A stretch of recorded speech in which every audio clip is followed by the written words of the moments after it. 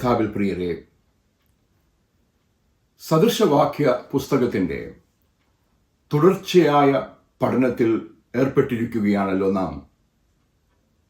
ഇന്ന് അല്പസമയം ഒരുമിച്ച് ധ്യാനിക്കുവാനായി സദൃശവാക്യ പുസ്തകം 15-ാം അധ്യായം അതിൻ്റെ 2-ാം വാക്യത്തിലേക്ക് നമുക്ക് നമ്മുടെ ശ്രദ്ധയെ തിരിക്കാം.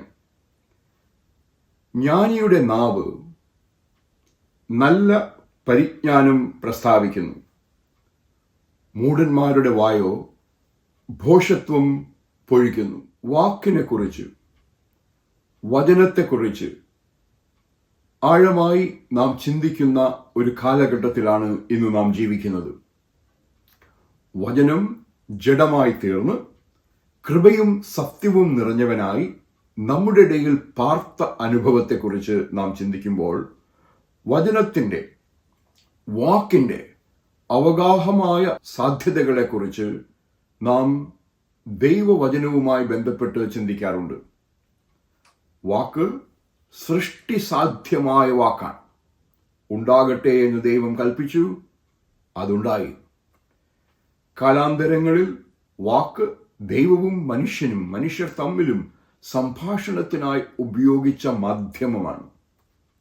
അത് പ്രചോദനത്തിനും അത് ശാസനയ്ക്കും ഉപയോഗപ്പെട്ടതായി നമുക്കറിയാം. നിയമസംഹിതകളിലേക്ക്, സ്വാതന്ത്ര്യത്തിലേക്ക് വഴിതെളിച്ച വാക്ക്, പ്രവാചക ശബ്ദമായി മാറിയ വാക്ക്, മുന്നറിയിപ്പുകളായി മാറിയ വാക്ക്. അതുപോലെ തന്നെ നാം ചിന്തിക്കുമ്പോൾ വേദനിക്കുന്നവന്റെ അരികിലേക്ക് ഇറങ്ങി വന്ന് എഴുന്നേറ്റ് ഭക്ഷിക്ക എന്ന് ഏലിയാവിനോട് പറഞ്ഞ ആശ്വാസത്തിന്റെ വാക്ക്, പ്രതീക്ഷയുടെ വാക്ക്, പ്രത്യാശയുടെ വാക്ക്. കാളവന്റെ ഉടയവനെയും കഴുത തന്റെ യജമാനന്റെ പുൽത്തൊട്ടിയെയും അറിയുന്നു, എന്റെ ജനം അറിയുന്നില്ല എന്ന് പറഞ്ഞ ദൈവവിലാപത്തിന്റെ വാക്ക്. ദൂതൻ യോസെഫിന്റെയും മറിയയുടെയും അരികിലെത്തി മെശിഹായുടെ ജനനത്തെക്കുറിച്ച് പ്രഖ്യാപിച്ച വാക്ക്. മെശിഹായുടെ ജീവിതത്തെക്കുറിച്ച് നാം ചിന്തിക്കുമ്പോൾ പോക, ഇനി പാപം ചെയ്യരുത് എന്ന് പറഞ്ഞ് പാപത്തിൽ നിന്ന് വിടുതൽ നൽകുന്ന വിമോചനത്തിന്റെ വാക്ക്. സഖായിയെ ഇറങ്ങി വാ, ഞാൻ ഇന്ന് നിന്റെ വീട്ടിൽ പാർക്കേണ്ടതാകുന്നു എന്ന് പറയുന്ന ദൈവത്തിന്റെ, നമ്മുടെ ജീവിതങ്ങളിലെ ഇടപെടലിന്റെ വാക്ക്. സൗഖ്യദായകമായ വാക്ക്. കാഴ്ച പ്രാപിക്ക എന്ന് പറഞ്ഞ് കാഴ്ച നൽകുന്നത് പോലെ എത്രയോ എത്രയോ ആളുകൾക്ക്. പിതാവേ, കഴിയുമെങ്കിൽ ഈ പാനപാത്രം എങ്കിൽ നിന്ന് നീക്കണമേ, എങ്കിലും എന്റെ ഹിതമല്ല നിന്റെ ഹിതം തന്നെ നൽകണമേ എന്ന് പറയുന്ന സമർപ്പണത്തിന്റെ വാക്ക്. ഇവർ ചെയ്യുന്നത് ഇന്നതെന്ന് അറിയാതെ കൊണ്ട് ഇവരോട് ക്ഷമിക്കണമേ എന്ന് യാചിക്കുന്ന ക്ഷമയുടെ വാക്ക്. ഞാൻ നിങ്ങൾക്കായി സ്ഥലമൊരുക്കുവാൻ പോകുന്നു, ഞാൻ പോയി സ്ഥലമൊരുക്കിയ ശേഷം നിങ്ങളെയും ചേർത്തുകൊള്ളുവാൻ വീണ്ടും വരും എന്ന് പറയുന്ന പ്രതീക്ഷയുടെയും പ്രത്യാശയുടെയും വാക്ക്.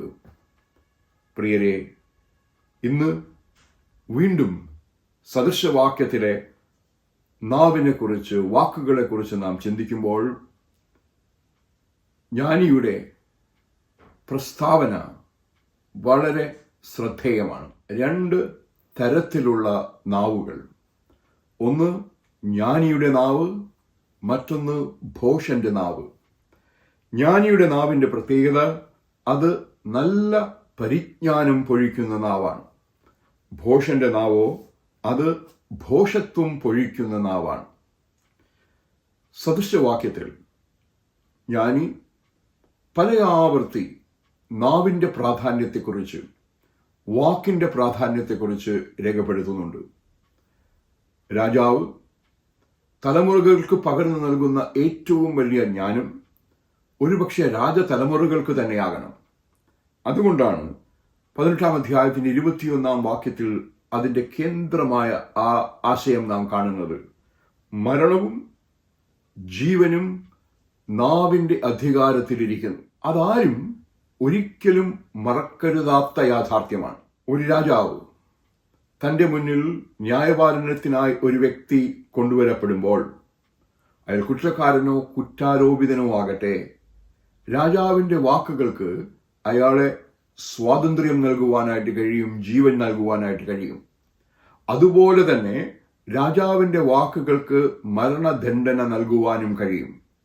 ജീവനും മരണവും നാവിന്മേലിരിക്കുന്നു എന്ന് പറയുന്ന ആ യാഥാർത്ഥ്യം താഴെ തട്ടിലേക്ക് നാം കടന്നു ചെല്ലുമ്പോൾ ജീവിതത്തിന്റെ ഓരോ ഘട്ടത്തിലും കാണുവാനായിട്ട് കഴിയും.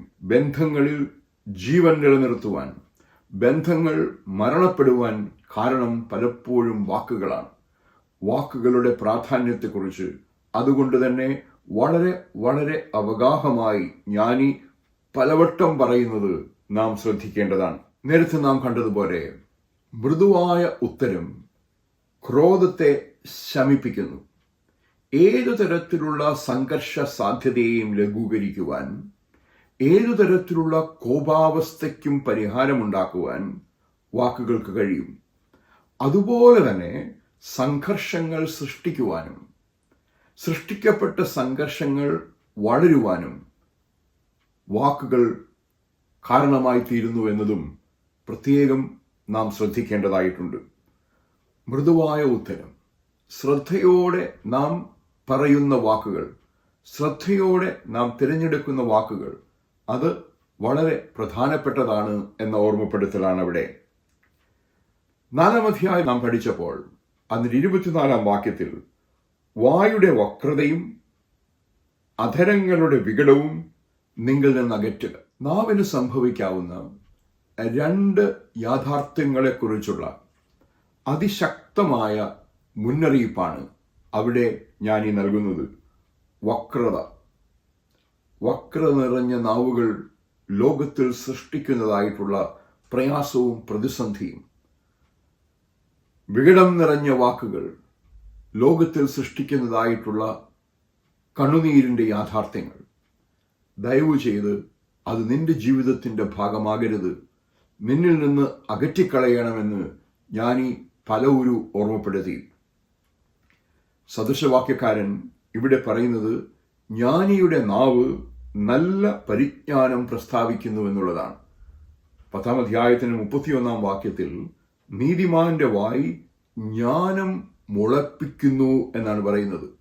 നീതിമാൻ തൻ്റെ ജീവിതം ദൈവവുമായി നേരെയായിരിക്കണമെന്ന്, തൻ്റെ ജീവിതം സഹസൃഷ്ടികളുമായി നേരെയായിരിക്കണമെന്ന് ചിന്തിക്കുന്ന മനുഷ്യൻ അവൻ്റെ വായി ജ്ഞാനം മുളപ്പിക്കുന്നു.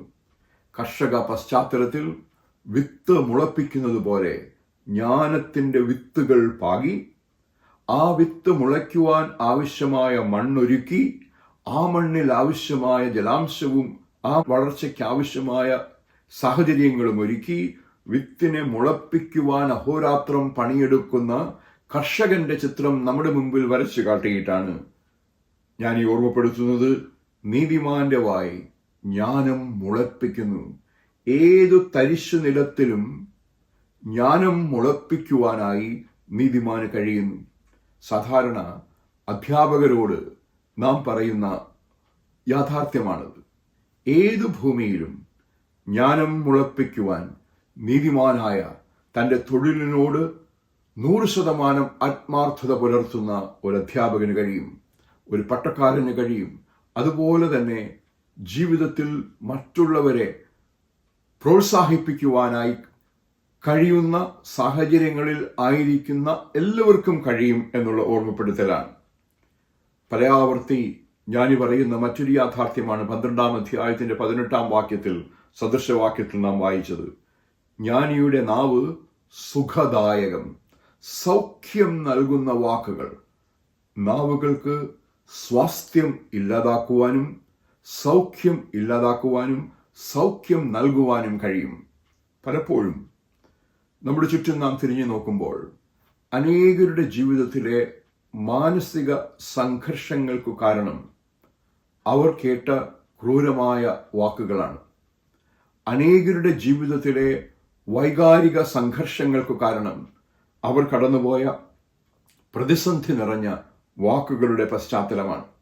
അനേകരുടെ ജീവിതത്തിൽ ഒരുപക്ഷെ ശാരീരികമായ പ്രതിസന്ധികളിലൂടെ കടന്നു പോകുമ്പോഴും അതിനും കാരണം ചിലപ്പോൾ വാക്കുകൾ ഏൽപ്പിച്ച അഘാതമാണ് എന്ന് നമുക്കറിയുവാനായിട്ട് കഴിയും.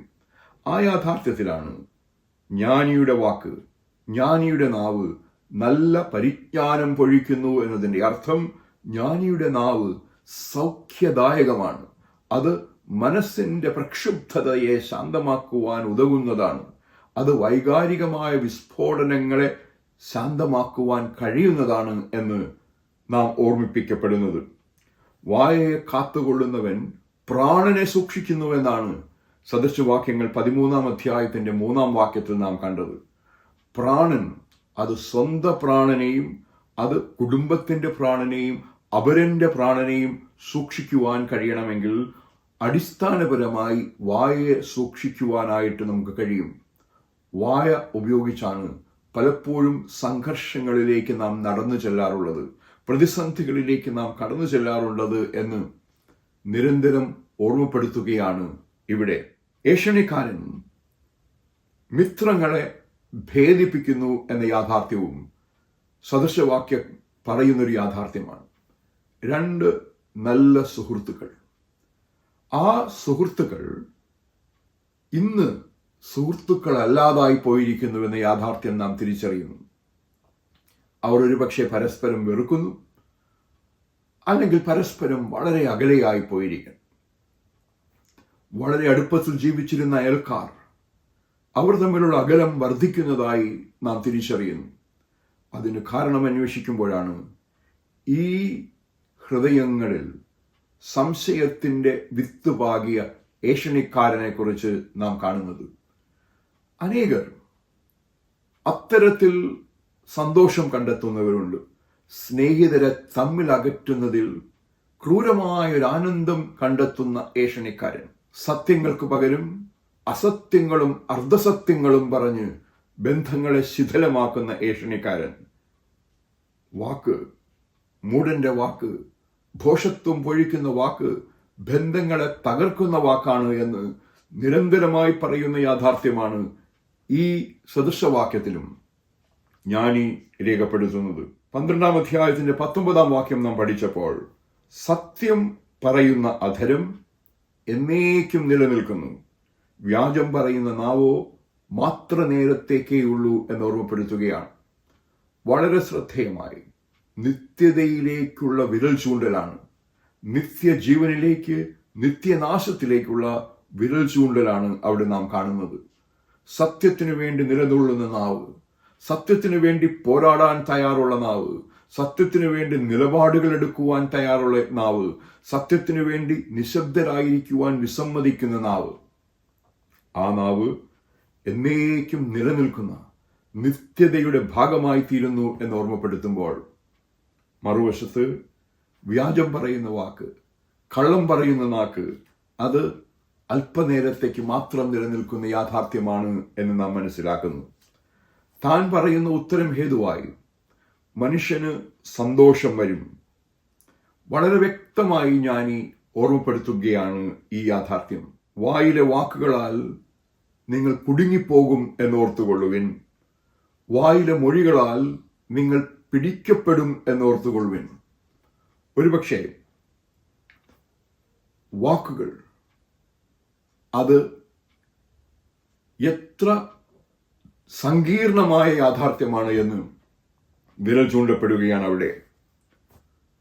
ശ്രദ്ധേയമായ മറ്റൊരു യാഥാർത്ഥ്യം ഇത്തരുണത്തിൽ നാം ശ്രദ്ധിക്കേണ്ടത്, എവിടെ നിശബ്ദരായിരിക്കണം, എവിടെ സംസാരിക്കണം. സംസാരിക്കുമ്പോൾ വാക്കുകൾ എത്ര പ്രാധാന്യത്തോടെ നാം എടുത്തുപയോഗിക്കണം എന്നും ജ്ഞാനി പലവരു പറഞ്ഞു. 10-ാം അധ്യായത്തിന്റെ 19-ാം വാക്യത്തിൽ, വാക്ക് പെരുകിയാൽ ലംഘനം ഇല്ലാതിരിക്കുകയില്ല, വാക്ക് കൂടുന്നിടത്താണ് ലംഘനത്തിനുള്ള സാധ്യതകൾ വർദ്ധിക്കുന്നത് എന്ന് പറയുന്ന ജ്ഞാനി, അധരങ്ങളെ അടക്കുന്നവനോ ബുദ്ധിമാനെന്ന് നിരന്തരം ഓർമ്മപ്പെടുത്തുകയാണ്. വായും നാവും സൂക്ഷിക്കുന്നവൻ തൻ്റെ പ്രാണനെ കഷ്ടതയിൽ നിന്ന് വിടുവിക്കുന്നു എന്നും ജ്ഞാനി പറയുമ്പോൾ, ജ്ഞാനിയുടെ നാവ് നല്ല പരിജ്ഞാനം പൊഴിക്കുന്നു, മൂഢന്മാരുടെ നാവോ ഭോഷത്വം പൊഴിക്കുന്നുവെന്ന സദൃശവാക്യത്തിന്റെ അടിസ്ഥാനം നാം മനസ്സിലാക്കുകയാണ്. ജ്ഞാനിയുടെ നാവും മൂഢന്റെ നാവും അതുകൊണ്ട് തന്നെ സദൃശവാക്യത്തിൽ വായിക്കുന്നത് പോലെ നാം തുലനം ചെയ്യുമ്പോൾ, ജ്ഞാനത്തിന്റെ നാവ് സൗഖ്യദായകം ആകുന്നത് പോലെ തന്നെ മൂഢന്റെ നാവ് അത് മുറിവുകൾ ഉണ്ടാക്കുന്നതാണ് എന്ന് നാം തിരിച്ചറിയുന്നു. ജ്ഞാനിയുടെ നാവ് ആശ്വാസദായകമാകുന്നത് പോലെ മൂഢന്റെ നാവ് കൊടുങ്കാറ്റുകളെ സൃഷ്ടിക്കുന്നുവെന്ന് നാം തിരിച്ചറിയുന്നു.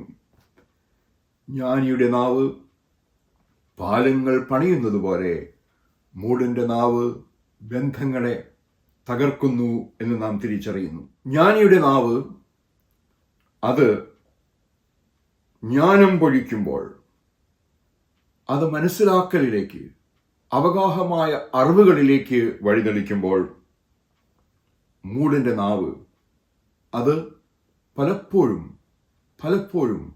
ഭോഷത്വത്തെ പൊഴിക്കുന്ന അനുഭവമാണ്.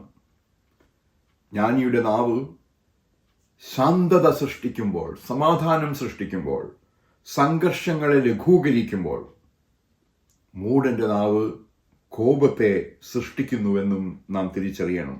ജ്ഞാനി അധികം സംസാരിക്കാതിരിക്കുമ്പോൾ, നാവിനെ നിയന്ത്രിക്കുമ്പോൾ, മൂഢൻ അധിക പ്രസംഗത്താൽ ലംഘനങ്ങളിലേക്ക് സ്വയം നടന്നു ചെല്ലുന്നു എന്ന് നാം തിരിച്ചറിയണം. ജ്ഞാനി ഏതൊരു സാഹചര്യത്തിലെയും മനസ്സിലാക്കി മാത്രം പ്രതികരിക്കുമ്പോൾ, മൂഢൻ തന്റെ എടുത്തുചാട്ടത്താൽ ശ്രദ്ധേയനാണ് എന്ന് നാം തിരിച്ചറിയണം. ജ്ഞാനത്തിന്റെ വാക്കുകൾ ജീവിതത്തെ പടുത്തുയർത്തുമ്പോൾ, മൂഢൻ ജീവിതത്തെ തച്ചുടയ്ക്കുന്നു എന്ന് നാം തിരിച്ചറിയണം. ചുണ്ടിൽ കല്ലിട്ട് പറക്കുന്ന പക്ഷികളെക്കുറിച്ച് നാം കേട്ടിട്ടുണ്ട്. തടാകത്തിന്റെ ഒരു വശത്തു നിന്ന് മറുവശത്തേക്ക് പോകുമ്പോൾ തടാകജീവികൾ അവരെ ആക്രമിക്കുവാനായിട്ട് കാരണം അവരുണ്ടാക്കുന്ന ശബ്ദമാണെന്ന് തിരിച്ചറിഞ്ഞു. ഒരു വശത്തു നിന്ന് പറക്കുവാൻ ആരംഭിക്കുന്നതിന് മുമ്പ് ചുണ്ടിൽ കല്ല് കടിച്ചു പിടിച്ച് മറുവശത്തേക്ക് പറക്കുന്ന പക്ഷി താൻ ശബ്ദമുണ്ടാക്കാതിരുന്നാൽ, മിണ്ടാതിരുന്നാൽ തന്റെ ജീവൻ രക്ഷപ്പെടും എന്ന തിരിച്ചറിവിലൂടെ ചെയ്യുന്ന അനുഭവത്തെ പോലെ മൗനത്തിന്റെ പ്രാധാന്യത്തെ തിരിച്ചറിയുന്ന ജ്ഞാനിയെക്കുറിച്ച് നാം കാണുന്നു. അനുഗ്രഹദാതാവായി മാറുന്ന ജ്ഞാനി ഒരുപക്ഷെ പ്രതിസന്ധിയിലേക്ക് വഴിനടക്കുന്ന മൂഢനിൽ നിന്നും വ്യത്യസ്തമാകുന്നത് അവിടെയാണ്. ജ്ഞാനി അറിവിനാൽ വഴിതെളിക്കപ്പെടുമ്പോൾ, മൂഢൻ വികാരങ്ങളുടെ അടിമയാണ്. അതുകൊണ്ട് നമ്മുടെ നാവുകളെക്കുറിച്ച്, നമ്മുടെ വാക്കിനെക്കുറിച്ച് ഈ സദൃശവാക്യം പുനർചിന്തനം ചെയ്യുവാൻ നമ്മെ പ്രേരിപ്പിക്കുമ്പോൾ, നമ്മുടെ വാക്കുകൾ ജ്ഞാനത്തിൻ്റെ വാക്കുകളാണ്. നമ്മുടെ വാക്കുകൾ പ്രോത്സാഹനത്തിൻ്റെ വാക്കുകളാണ്. അനേകരുടെ ജീവിതത്തിൽ വളർച്ചയുടെ സാഹചര്യങ്ങളെക്കുറിച്ച് നാം ചിന്തിക്കുമ്പോൾ, അവർ ജീവിതത്തിൽ ഔന്നത്യത്തിൽ എത്തിയ അനുഭവങ്ങളെക്കുറിച്ച് പറയുമ്പോൾ, തീർച്ചയായും ഒരു ഘടകം അവരുടെ കഠിന പരിശ്രമം തന്നെയാണ്. സഹജർ ഉറങ്ങവേ നിശയിൽ അവർ ഉണർന്നിരുന്ന് അധ്വാനിച്ചതുകൊണ്ട് തന്നെയാണ്. പക്ഷെ അവരോട് നാം അല്പം കൂടി ആഴമായ സംഭാഷണത്തിൽ ഏർപ്പെടുകയാണെങ്കിൽ, അവരുടെ എല്ലാം ജീവിതത്തിൽ സ്നിഗ്ധഘട്ടങ്ങളിൽ അവരെ പ്രോത്സാഹിപ്പിച്ച, അവരുടെ അരികിൽ പ്രോത്സാഹന വാക്കുകൾ പറഞ്ഞ അവരുടെ പ്രിയപ്പെട്ടവരെ കുറിച്ച് അവർക്ക് പറയുവാനുണ്ടാകും. ജ്ഞാനിയുടെ വാക്കുകൾ പ്രോത്സാഹന വാക്കുകളാണ്. നമ്മുടെ വാക്കുകൾ പ്രോത്സാഹിപ്പിക്കുന്ന വാക്കുകളാണ്. ജ്ഞാനിയുടെ വാക്കുകൾ അറിവ് പകർന്നു നൽകുന്ന വാക്കുകളാണ്. ഒരു വ്യക്തിയോട് ചേർന്ന് അല്പസമയം ചെലവഴിച്ചാൽ അതെത്ര ആനന്ദദായകമാണ്, അറിവ് നൽകുന്നതാണ് എന്ന് നമുക്കറിയാം. അതുപോലെ തന്നെ ചില വ്യക്തികളോട് എത്ര സമയം സംസാരിച്ചാലും അതിൽ നിന്നൊന്നും നേടുവാനില്ല എന്നും നാം തിരിച്ചറിയണം. നമ്മുടെ നാവ് ജ്ഞാനം പകർന്നു നൽകുന്ന നാവാണ്. തിരുനാമ കീർത്തനം പാടുവാനല്ലെങ്കിൽ നാവെനിക്കെന്തിനു നാഥ എന്ന് പാടിയ കവിയെ നമുക്കറിയാം. നാവ് ആരാധനയുടെ അനുഭവമാണ്. സുവിശേഷ പ്രഘോഷണത്തിന്റെ അനുഭവമാണ്. നാവ് സാക്ഷ്യത്തിന്റെ സാധ്യത നൽകുന്ന അനുഭവമാണ്. നമ്മുടെ നാവ് ജ്ഞാനം പൊഴിക്കുന്ന അനുഭവത്തിൽ ഉപയോഗിക്കുവാൻ നമുക്കാവുന്നുവോ? നാവ് ബന്ധങ്ങളെ ശക്തിപ്പെടുത്തുന്നു. സ്നേഹത്തിന്റെ വാക്കുകൾ, കരുതലിന്റെ വാക്കുകൾ, സ്നേഹത്തിൻ്റെ പ്രത്യേകത, സ്നേഹം അത് പങ്കുവയ്ക്കപ്പെടേണ്ടതാണ് എന്നത് മാത്രമല്ല, പങ്കുവയ്ക്കപ്പെടുന്നുവെന്ന് അവരന് അനുഭവയോഗ്യമാവുകയും വേണം. അവിടെയാണ് വാക്കുകളുടെ പ്രാധാന്യം. നാം സ്നേഹിക്കുന്നവരോട് പറയുന്ന വാക്കുകൾ നമ്മിൽ നിറഞ്ഞൊഴുകുന്ന സ്നേഹത്തിൻ്റെ പ്രതിഫലനങ്ങളാകണം, പരിസ്ഫുരണങ്ങളാകണമെന്ന് സദൃശവാക്യക്കാരൻ ഓർമ്മപ്പെടുത്തുകയാണ്. വാക്കുകൾ സമാധാനത്തിൻ്റെ വാക്കുകൾ, അനുരഞ്ജനത്തിൻ്റെ വാക്കുകൾ. എൻ്റെയും നിങ്ങളുടെയും വാക്കുകളെക്കുറിച്ച് നാം വിലയിരുത്തുമ്പോൾ, വിചിന്തനം ചെയ്യുമ്പോൾ, അത് അനുരഞ്ജനത്തിൻ്റെ അനുഭവങ്ങളിലേക്ക് വഴിതെളിക്കുന്നതാണോ അല്ല ബന്ധങ്ങളെ അകറ്റുന്നതാണോ? അത് പാലങ്ങൾ പണിയുന്നതാണോ പാലങ്ങൾ ഇല്ലായ്മ ചെയ്യുന്നതാണോ എന്നും ഒരുമിച്ച് ചിന്തിക്കുന്നത് നന്നാവും. ജ്ഞാനത്തിൻ്റെ വാക്കുകൾ എന്നും നന്ദിയുടെ വാക്കുകളാണ് എന്ന് നാം തിരിച്ചറിയണം. നന്ദി ആരോട് ഞാൻ ചൊല്ലേണ്ടു എന്ന ചോദ്യം എത്രയെത്ര ഉത്തരങ്ങളിലേക്കാണ് വഴിതെളിക്കുന്നത്. എന്നാൽ നന്ദിയില്ലായ്മ ലോകത്തിൻ്റെ മുഖമുദ്രയായി മാറുന്നൊരു ലോകത്ത് അറിവുള്ളവൻ, ജ്ഞാനമുള്ളവൻ നന്ദി എന്നൊരു വാക്ക് പറയുവാൻ തൻ്റെ നാവിനെ ഉപയോഗിക്കും എന്ന് വളരെ വ്യക്തമായി സദൃശവാക്യക്കാരൻ നമ്മെ പഠിപ്പിക്കുന്നു. വാക്കുകൾ ആശ്വാസദായകമായ വാക്കുകളായി ഉപയോഗിക്കുവാൻ നമുക്ക് കഴിയും. ജ്ഞാനിയുടെ നാവ് ആശ്വാസദായകം എന്ന് പറയുന്നത് പോലെ നമ്മുടെ നാവുകളും ആശ്വാസദായകമായ നാവുകളായി ഉപയോഗിക്കുവാൻ നമുക്കാവുന്നുവോ? വാക്കുകൾ സത്യത്തിനു വേണ്ടി നിലപാടെടുക്കുന്ന സത്യത്തിൻ്റെ വാക്കുകളാണ്. പലപ്പോഴും നമ്മെ ചിന്തിപ്പിക്കുന്ന എത്രയെത്ര അനുഭവങ്ങൾ. ഒരു സാധാരണ കേസ് ന്യായാധിപന്റെ മുന്നിലെത്തി. ആ ന്യായാധിപൻ സാക്ഷിയായി വന്ന ഒരു പട്ടക്കാരനെ വിസ്താരം ചെയ്യുന്ന അനുഭവത്തിൻ്റെ മധ്യേ പട്ടക്കാരൻ പറഞ്ഞൊരു പ്രസ്താവനയോട് വക്കീൽ ചില ചോദ്യങ്ങൾ ഉയർത്തി. ന്യായാധിപൻ പറഞ്ഞു, അദ്ദേഹം ഒരു പട്ടക്കാരനാണ്, അദ്ദേഹം അസത്യം പറയുകയില്ല എന്ന്. എല്ലാ പട്ടക്കാരോടും ആ ന്യായാധിപൻ വിരൽ ചൂണ്ടി നൽകുന്നൊരു സന്ദേശമുണ്ട്. ശരിയാണോ അത്? അസത്യം പറയാത്ത നാവുകൾ, അസത്യം പറയുവാൻ വിസമ്മതിക്കുന്ന നാവുകൾ, ജ്ഞാനത്തിൻ്റെ നാവുകൾ അത്തരത്തിലുള്ള നാവുകളാകണം. അത് സത്യത്തിനു വേണ്ടി നിലപാടെടുക്കുക, നീതിക്കു വേണ്ടി നിലപാടെടുക്കുക എന്ന് പറയുന്ന അനുഭവമാകണം. അടിച്ചമർത്തലിന്റെ അനുഭവത്തിലൂടെ അനേകർ ജീവിക്കുമ്പോൾ ദൈവവചനം മോശയുടെ അരികിലെത്തി പറഞ്ഞത്, നീ ചെല്ലുക, ഫറവോന്റെ അടുക്കലേക്ക് പോവുക, എൻ്റെ ജനത്തെ വിടുവിക്കുക എന്ന്, വിട്ടയക്കുക എന്ന് അവനോട് പറയുക. എൻ്റെ ജനത്തിൻ്റെ കഷ്ടത ഞാൻ ഇന്ന് കണ്ടു, അവരുടെ കരച്ചിൽ ഞാൻ ഇന്ന് കേട്ടു. ഞാൻ നിന്നെ അവരുടെ അടുക്കിലേക്ക് അയക്കുന്നത് അവരുടെ വേദന അറിഞ്ഞിട്ടാണ്. നീ ചെന്ന് വിമോചനത്തിൻ്റെ നാവായി മാറുന്ന, വക്താവായി മാറുന്ന അനുഭവമാണ് മോശയോട് ദൈവം പറയുന്നത്. ജ്ഞാനിയുടെ വാക്ക് നല്ല പരിജ്ഞാനം പൊഴിക്കുന്നു എന്ന് പറയുന്നതിൻ്റെ അർത്ഥവും പൊരുളും അവിടെ നാം കാണുകയാണ്. മറുവശത്ത് മൂഢന്റെ വാക്ക് ഭോഷത്വം. ഭോഷത്വം എന്നതിന് പലയാവർത്തി പല തലങ്ങളിൽ അർത്ഥങ്ങൾ സദൃശവാക്യക്കാരൻ വിവക്ഷ ചെയ്യുന്നുണ്ട്. സത്യം പറയേണ്ടിടത്ത് അസത്യം പറയുന്നത് മാത്രമാണോ ഭോഷത്വം? ആലോചിക്കാതെ അനാവശ്യമായി പറയുന്ന പൊട്ടച്ചൊല്ല് മാത്രമാണോ ഭോഷത്വം? വാക്കുകൾ അവ സൃഷ്ടിക്കുവാൻ സാധ്യമായ ആഘാതങ്ങളെക്കുറിച്ച് വിലയിരുത്താതെ ഉപയോഗിക്കുന്ന വാക്കുകൾ മാത്രമാണോ ഭോഷത്വം? ഭോഷത്വത്തോടെ ഉപയോഗിക്കപ്പെടുന്ന, ഭോഷത്വത്തെ പൊഴിക്കുന്ന അനുഭവം, അത് കണ്ടില്ല എന്ന് നടിക്കുവാൻ നമുക്കാവില്ല. മൂഢൻ വാക്കുകളുടെ ബഹുലതയാൽ പിടിക്കപ്പെടുമ്പോൾ ജ്ഞാനി വാക്കുകളുടെ ലോപതയിൽ ശ്രദ്ധേയനായി മാറുന്ന അനുഭവം. ഇന്ന് പ്രത്യേകിച്ച് ക്രിസ്തു ജനനത്തിന്റെ പശ്ചാത്തലത്തിൽ വാക്കിന്റെ പ്രാധാന്യത്തെക്കുറിച്ച് നാം ചിന്തിക്കുമ്പോൾ വചനം ജഡമായി തീർന്ന് നമ്മുടെ ഇടയിൽ പാർത്തവൻ എന്ന് മാത്രമല്ല, ഈ കാലഘട്ടത്തിന്റെ ഏറ്റവും പ്രസക്തമായ ചോദ്യം ആ നവജാത ശിശുവിന് നമ്മുടെ ഉള്ളിൽ ഇടമുണ്ടോ എന്നതാണ്. വചനം ജഡമായി തീർന്ന് കൃപയും സത്യവും നിറഞ്ഞവനായി നമ്മുടെ ഉള്ളിൽ പാർക്കുമ്പോൾ ആ വചനം നമ്മിൽ ജ്ഞാനമായി നിറയുന്നു.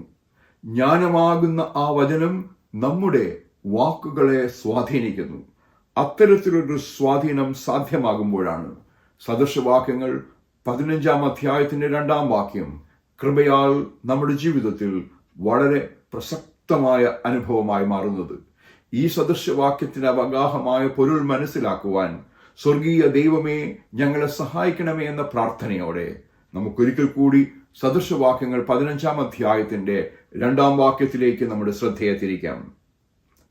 ജ്ഞാനിയുടെ നാവ് നല്ല പരിജ്ഞാനം പ്രസ്താവിക്കുന്നു, മൂഢന്മാരുടെ വാക്കോ ഭോഷത്വം പൊഴിക്കുന്നു. ദൈവവചനത്തിന്റെ പൊരുൾ ഗ്രഹിക്കുന്ന പരിശുദ്ധാത്മാവ് ഈ വലിയ ആശയത്തിന്റെ പൊരുൾ മനസ്സിലാക്കി പ്രതികരിക്കുവാൻ എന്നെയും നിങ്ങളെയും സഹായിക്കുമാറാകട്ടെ. ആമേൻ.